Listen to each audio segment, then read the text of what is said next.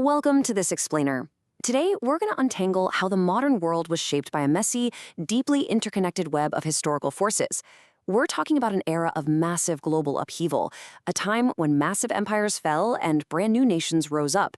But, as we'll see, nothing in history happens in a vacuum, right? By the end of this explainer, you're going to have a completely new framework for understanding the geopolitical headlines you read literally every single day. Let's jump right in. To really get a grip on this, I want you to step back in time with me for a second. Imagine living in a colony in Africa or Asia right after World War II. You've just watched these European empires, the ones that have ruled your land for generations, fight a devastating global war. And you're hearing them say over and over that they fought this war for freedom and democracy.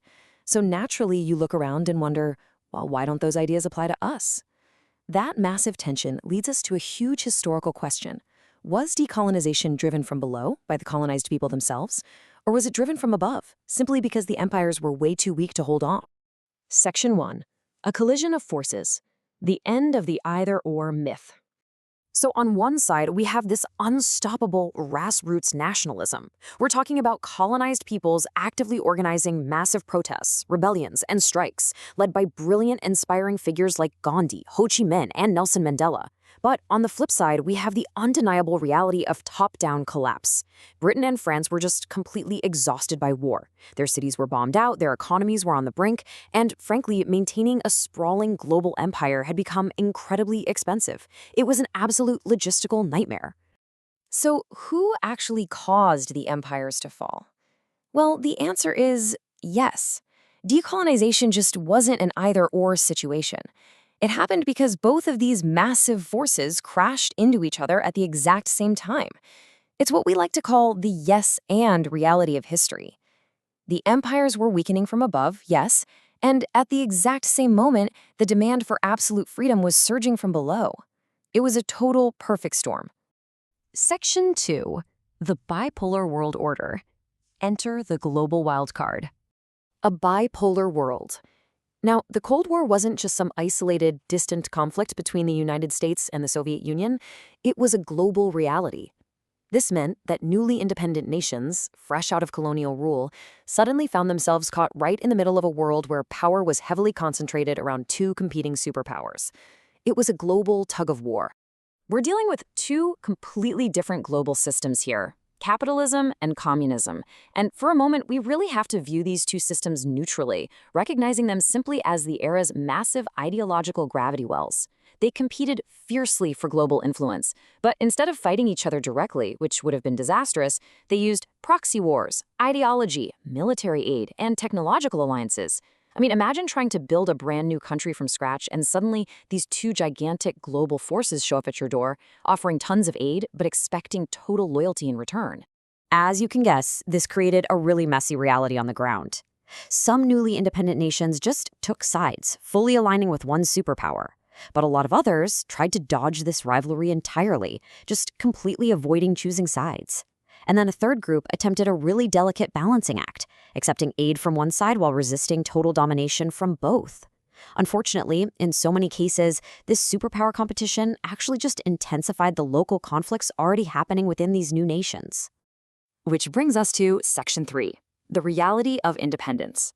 Why freedom didn't mean instant peace. You see, political independence didn't just magically erase the heavy baggage of imperialism. Not at all. Colonial mapmakers had drawn borders with these arbitrary straight lines that completely ignored the ethnic, cultural, and religious realities on the ground. Plus, the local economies weren't built to be self-sustaining. They were explicitly designed to siphon wealth back to the European powers. Because of this, newly independent nations faced intense instability, crippling poverty, the rise of authoritarian governments, and, of course, continued outside interference. When we look at places like the Middle East or post-colonial Africa today, we absolutely have to trace their ongoing struggles right back to these deeply rooted issues left behind by empire. Section 4. Double-edged swords, the duality of progress. History's just full of dualities, right? So on one hand, we have the unifiers. Nationalism was this heroic, liberating force. It united people around a shared identity and gave them the inspiration and sheer courage to overthrow massive empires. And at the exact same time, the intense pressure cooker competition of the Cold War fueled absolutely incredible leaps in science. We're talking rapid advances in medicine, transportation, global communication, and even space exploration. These forces pushed humanity forward in completely unprecedented ways. But if you flip the coin, we see the dark side of that exact same progress. Nationalism wasn't always this unifying, liberating thing. It could become deeply exclusionary. It drove violent ethnic conflicts, authoritarian rule, and the painful, messy partition of nations. And those exact same scientific leaps we were just praising, yeah, they also fueled the terrifying, world-threatening nuclear arms race. The exact same technology that improved everyday life also created the constant, looming fear of global destruction. It is a profound, terrifying paradox.